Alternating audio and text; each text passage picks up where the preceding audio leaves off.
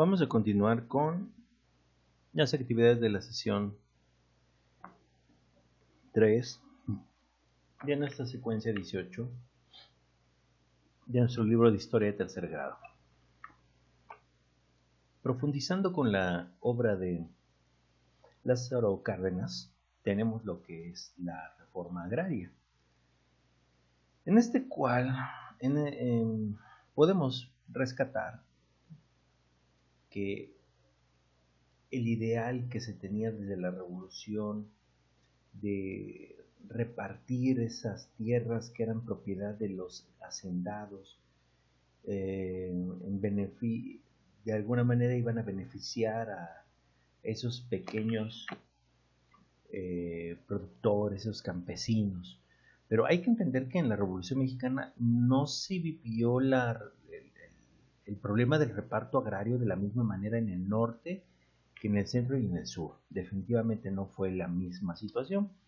Pero bueno, a pesar de que se había considerado esta especie de creación de reparto desde la Constitución del 17, pues no había sido, digamos, no se podría haber considerado una tarea, digamos, superada. En este caso, Cárdenas, en su plan de trabajo, su plan sexenal, nótese que aquí a cada rato hablan de un plan sexenal porque incluso el periodo de Cárdenas fue, digamos, el primer periodo presidencial de 6 años. Hoy para ti probablemente sea de lo más común considerar que los periodos presidenciales son de 6 años. Sin embargo, eran hasta antes del periodo de Lázaro Cárdenas, siempre fueron de 4 años. Entonces, en este caso dice, la reforma agraria consistía, además del reparto de tierras y el acceso al agua de los ejidatarios y pequeños propietarios, en fortalecer la agricultura con apoyo financiero del Estado, acceso al riego y uso de tecnología. Relativamente, pues era un plan muy ambicioso donde el Estado no es que se hiciera dueño de esas tierras, sino que se asumía que era una manera de ayudar a la independencia económica de las personas, creando, digamos, una generación de, digamos, de personas que abastecieran el mercado propio de nuestro país.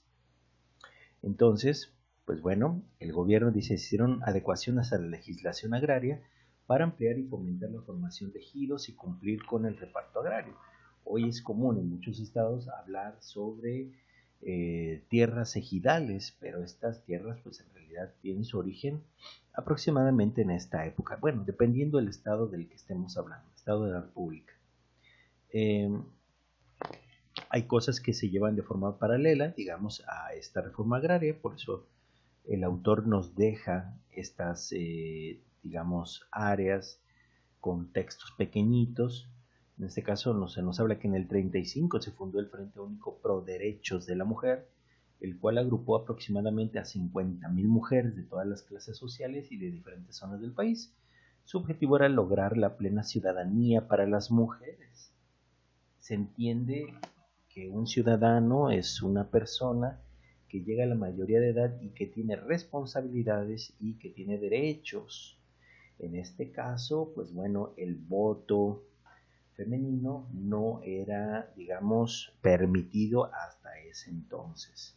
Entonces, pero ya se está hablando de que se estaba echando a andar ese deseo de que las mujeres también tuvieran voz y voto. Pero bueno, siguiendo con lo que sería este plan sexenal, en este caso el reparto agrario, dice, el plan se había desarrollado principalmente en la zona centro y solo en el estado de Morelos se había logrado avances significativos. Ahí los campesinos, ya sea los ejidatarios y los pequeños propietarios, poseían 90% de la tierra cultivable. Pero en otras zonas del país, por lo que le dije, la revolución se vivió de manera muy distinta dependiendo de la zona del país. En el resto del país, la hacienda seguía dominando el campo y 7 de cada 10 campesinos carecían de tierras. Es decir, el reparto agrario no se dio en todas las zonas. Se había repartido 11 millones de hectáreas que se distribuyeron entre el 10% del total de campesinos. O sea, quiere decir que para muchos campesinos pues la revolución, como se dice, no les había hecho justicia. Entonces, durante el gobierno de Cárdenas, el reparto agrario casi se duplicó, pues se repartieron cerca de 18 millones de hectáreas a 1 millón de campesinos. Es decir, en un lapso, digamos, del final de la revolución hasta el 35 sería, 34 más o menos, se habían repartido 11 millones. Y en teoría, en el periodo de Cárdenas, un periodo mucho más corto de tiempo, se repartieron 18. El reparto se extendió a muchas regiones agrícolas del país, como la comarca lagunera, la zona henequera de Yucatán, la región del Valle del Yaqui en Sonora y el Soconusco en Chiapas. A partir de este reparto agrario cardenista, la hacienda fue desplazada por el sistema agrícola mixto de ejidatarios y pequeños propietarios. Bueno, hay que ver este recurso audiovisual en el canal que tiene Telesecundaria disponible para ti. Pues bueno, continuando la expropiación petrolera, en el 37 los trabajadores petroleros realizaron una huelga contra las compañías petroleras extranjeras para reclamar mejores condiciones de trabajo y el pago de salarios y prestaciones iguales a los trabajadores extranjeros, que esto ya venía de alguna manera exigiéndose desde antes de la Revolución Mexicana, desde la época de Porfirio Díaz. Pero bueno, la huelga afectó a la industria y los transportes del país, por lo que el presidente Cárdenas promovió la conciliación con el fin de levantar la huelga y evitar un mayor daño económico. Se creó una comisión especial que revisó la situación y con el informe que elaboró, los tribunales laborales dictaron sentencia a favor de los trabajadores. Vale, yo creo que eso sí es histórico. En la actualidad es muy complicado. Sin embargo, las empresas petroleras se negaron a acatar la resolución, por lo que el presidente Cárdenas optó por la nacionalización de estas en marzo del 38, ya muy al final, por así decirlo, de su periodo presidencial, que si no mal recuerdo termina en 1940. A pesar de que las empresas interpusieron recursos legales, era lo evidente, y recurrieron a presiones diplomáticas, el gobierno se mantuvo firme y culminó el proceso de nacionalización del petróleo con la creación de la empresa Petróleos Nacionales, hoy Petróleos Mexicanos, llamado Pemex. Pues bueno, hay que entender que si estamos hablando del 38, ya, bueno, aquí al parecer no se nos menciona, pero estamos hablando de que ya se estaba empezando a fraguar lo que era el inicio de la Segunda Guerra Mundial. Entonces, de alguna manera, todos esos países que respaldaban esas industrias, pues tenían los ojos puestos en otras zonas, en Europa. Pues bueno, independencia económica. En el porfiriato, las áreas más importantes de la economía estaban en manos de compañías extranjeras. Es decir, esto ya venía arrastrándose un problema muchos años atrás. Por lo que los gobiernos revolucionarios impulsados por el nacionalismo intentaron recuperar su control para fomentar la independencia económica del país. El gobierno de Cárdenas impulsó el nacionalismo económico, pues consideraba que el país debía contar con una industria propia y recuperar las industrias estratégicas para fortalecer la soberanía y la independencia del país. Bueno, y esto es muy normal. Si tú no controlas los destinos de tu economía, siempre vas a estar dependiendo de otras naciones. Y bueno, la política nacionalista de Cárdenas tuvo un gran respaldo popular. En el periodo cardenista se expropiaron empresas extranjeras, se nacionalizaron los ferrocarriles, en este caso fue en el 37, y la industria petrolera en el 38. Además, el Estado comenzó a tomar un papel activo en la regulación y fomento de la actividad económica nacional. Es decir, es otro, tal vez no sea tan rápido, tan fácil de explicarse, pero relativamente este tipo de gobiernos todavía persisten. Digamos, el proyecto más notable donde el Estado es el que organiza todo, pues sería en el caso, por ejemplo, de China. No podemos comparar el proyecto de Cárdenas con el proyecto chino, pero bueno, sería básicamente donde el Estado es el que organiza la economía. Hay otros países donde prefieren el libre mercado, tipo Estados Unidos, Reino Unido, Rusia, aunque Rusia también tiene un sistema, digamos, donde el Estado también regula en gran medida esta actividad. Ahora, Veamos la educación socialista. En este caso, bueno, pues, la idea de impulsar la cultura, de impulsar la educación, pues tiene normalmente muchas veces que ver con el analfabetismo.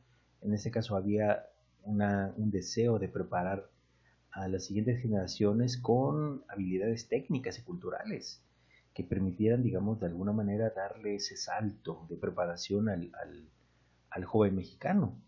Entonces, en el 38 entró en vigor la modificación en la Constitución para establecer que la educación impartida por el Estado sería socialista. Eso ya no es más. Hoy en día, si tú lo revisas, la palabra socialista ya no viene ahí. Pues bueno, ¿qué era lo que se proponía? Que la educación pública fuera racional y científica, además de fomentar valores como la solidaridad, responsabilidad y fraternidad. La educación socialista fue respaldada por muchos maestros, gobernadores, organizaciones sindicales y sociales, pero para la iglesia y asociaciones religiosas, pues bueno, no sonaba nada bien. Entonces, algunos sectores académicos defendían lo que era la libertad de cátedra, es decir, eran libres de impartir su clase de la mejor manera que ellos consideraran. Entonces, los maestros rurales, esos maestros que no hacían otra cosa más que andar creando caminos, por así decirlo, en zonas muy alejadas de la ciudad, pues bueno, tuvieron la misión de impartir este tipo de educación socialista. Y bueno, aquí nos habla de que pues, este conflicto pues, costó la vida de más de 200 profesores. Pues bueno, para impulsar la educación, el presidente Cárdenas fortaleció la educación rural, la educación técnica y se introdujo la educación física. Se aumentó el número de escuelas primarias, internados y becas, se repartieron miles de libros escolares y se triplicó el número de bibliotecas.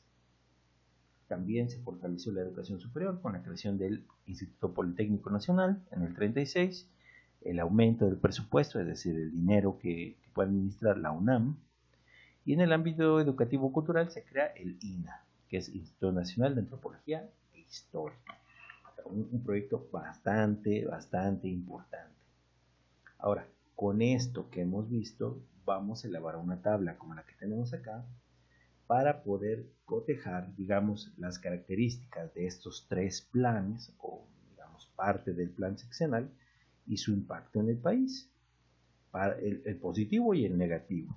Entonces, en este caso, tenemos igual, te insisto, hay que rescatar ideas a través del subrayado, como aquí te los planteamos, y después trataremos de hacer nuestra tabla. En este caso, ¿qué características tenía nuestra reforma agraria?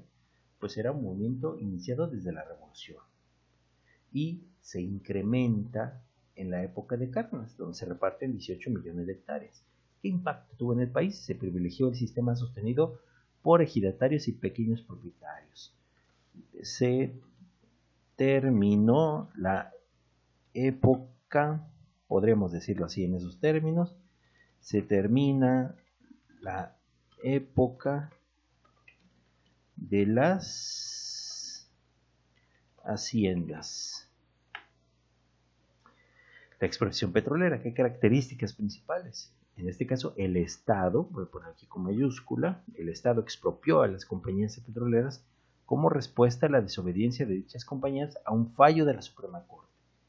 ¿Y qué características? Pues se creó Cárdenas Pemex. ¿Qué impacto tuvo? Pues bueno, se creó una empresa que pretendía buscar la independencia económica al tener su propia industria energética. Ese impacto, o esa era la idea. Otro, por ejemplo, el impulso de la educación, pues básicamente algo que se caracterizó este proyecto educativo es que era de corte socialista y tenía la misión de combatir la pobreza y atacar el analfabetismo y estimular la técnica y la cultura. ¿Qué impacto tuvo en el país? Pues bueno, la reforma educativa socialista fue rechazada por ciertos sectores de la sociedad, sobre todo por la iglesia y asociaciones religiosas. Ese es, digamos, un efecto negativo. Digamos, podríamos poner, generó problemas con, no problemas a los profesores rurales. Podría impactar en el país, impulsó la educación superior. Vamos a ver si cabe. Educación superior. Muy bien. Y claro que hay más aspectos que podemos rescatar.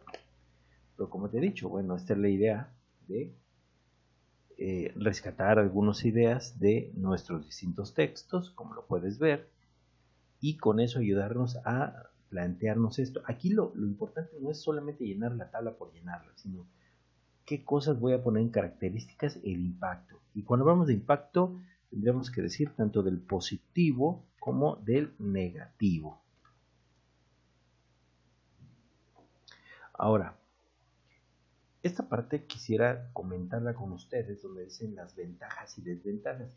Ojo, es muy distinto juzgar un proceso como este, prácticamente podríamos decir 80 años después, ¿no? O más de 80 años después. Entonces, en ese sentido, yo aquí planteo, digamos, porque igual tú puedes buscar en internet ventajas y desventajas de la expropiación petrolera, ventajas y desventajas, y pones el tema que tú quieres. Pero por ejemplo, aquí te puedo plantear, ¿no? Es muy común determinar que la expropiación petrolera ha sido un punto notable en la historia de México debido a que hemos seguido explotando un recurso que, aunque no renovable, ha sido un soporte muy importante para generar riqueza y satisfacer las necesidades de un país como el nuestro hasta nuestros días. Por eso es que tiene un impacto tremendo la obra de Lázaro Cárdenas, porque seguimos administrando de alguna manera, o la gente asume que el petróleo sigue siendo como pues nuestra gallina de los huevos de oro, que nos va a seguir dando dinero para poder, digamos, afrontar las necesidades de nuestro país. Pues bueno, pero hoy podemos ver que a pesar de que producimos mucho petróleo, no somos ni cerca el mayor exportador ni tenemos la gasolina más barata. Eso lo puedes notar. El gas no es a pesar de que somos productores de petróleo, no necesariamente tenemos, digamos, las gasolinas más baratas, ni el gas más económico del mundo, no. Lo que sí, digo, podemos decir que el plan de Cárdenas no tuvo una continuidad con otros gobiernos o que se ha sobrevalorado el efecto de la expropiación porque se cruzó una Segunda Guerra Mundial. Es decir, debido a que se presenta esta Segunda Guerra Mundial, México se convierte en una potencia, digamos, proveedora de petróleo, dado que había países, digamos, productores de petróleo, pero que estaban del lado de, digamos, de los aliados y otros estaban de parte de, por así decirlo, de Alemania, Italia y Japón.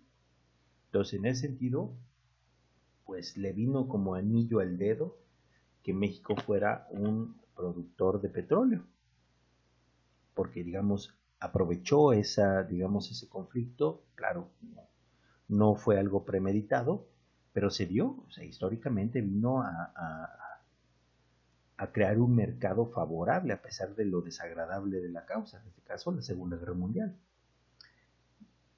Ahora, aquí lo que habremos de preguntar, bueno, y si no hubiera pasado la Segunda Guerra Mundial, ¿en verdad se le hubiera sacado ese provecho a ese petróleo? No lo sabemos. Entonces, por lo tanto, la reforma energética de Cárdenas fue un buen plan para aquel momento. Aunque no podemos seguir añorando que esas medidas cardenistas deben ser concebidas de la misma manera en tiempos actuales. La economía de un país no debe estar basada solo o fundamentalmente en la explotación del petróleo o un producto en general. El mercado no lo marcan los productores de petróleo. Es paradójico, pero hay otros jugadores en la mesa que presionan a los productores de petróleo. ¿Por qué? Porque de alguna manera de nada te sirve tener petróleo si no lo puedes vender. Entonces, en este caso, muchas veces quienes ponen en jaque a los productores de petróleo son los que más compran petróleo. Y bueno, si lo vemos desde ese punto de vista, el plan de Cárdenas fue una ventaja, pero en su momento, a la larga, ya no fue una ventaja, sino fue una desventaja porque creó por así decirlo, una dependencia. Entonces aquí podremos poner: en México se creó una dependencia económica muy fuerte porque el petróleo se ha convertido en una fuente vital de recursos económicos en México. Y el problema de que alguien sea, digamos, dependiente de un producto y no de varios, es que el día en que no quieran comprarlo, el petróleo, en el precio que se plantea vender, pues, ¿qué haces? Te ves obligado a malbaratar tu petróleo. Aquí plantea otra desventaja que se ha observado: es que muchas administraciones públicas han basado su éxito financiero en la explotación del petróleo como una de las 2 o 3 cartas más fuertes. En el caso de México, no es nada saludable jugar a la economía mundial con pocas cartas. Podemos ver el caso, por ejemplo, de China. China puede ser un productor muy notable de ciertos insumos, pero su economía no se basa en un producto, o dos, o tres, o cuatro, tiene muchísimos. Y eso es lo que hacen las grandes economías. México, por su parte, ha dependido muchísimo del petróleo y durante muchísimo tiempo. Bien, pues bueno, hasta aquí quiero dejar este tercera sesión de nuestra secuencia número 18. Te agradezco tu tiempo, revisa las respuestas, no son respuestas únicas, tienen muchas formas de plantearse, pero la idea es que te ayudemos a ir procesando estas experiencias o esta visión de lo que implica aprender historia. Pues te agradezco muchísimo tu tiempo y nos estaremos viendo en el siguiente video. Hasta luego.